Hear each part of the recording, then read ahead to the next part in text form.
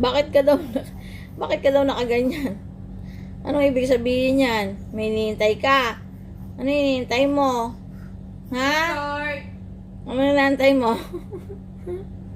Ang ano, ang tail, ang tail. Who's that?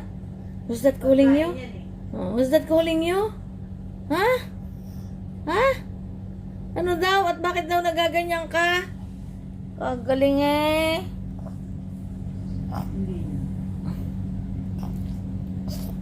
No, stay ah. Stay. No. No, no, ah. No, no.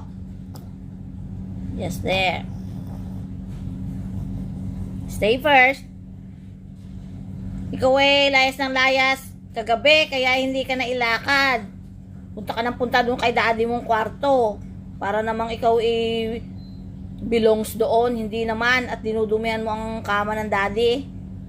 Ikaw hindi pa pag hindi pa na ilalakad, wag mo nang sumama sa daddy sa kwarto. Dito lamang sa baba. Hindi yung doon na agad. Pag-aakit ang daddy, tatakbo din. Dito lang muna habang hindi pa nilalakad ni Jen. Katigas ng ulo. Hindi nakikinig eh. Sa susunod nakikinig ha. Wag matigas ang ulo ha. Pag matigas ang ulo, hindi bibigyan ng treats. Oh, let's pray na. Dear Lord, we thank you for these treats from Jen. Thank you Lord for all the blessing. In Jesus' name we pray. Amen. Very good girl. Magbait ha. Give me high five. High five ha. High five. Other one high five. High five. Come. Papa, listen. Come.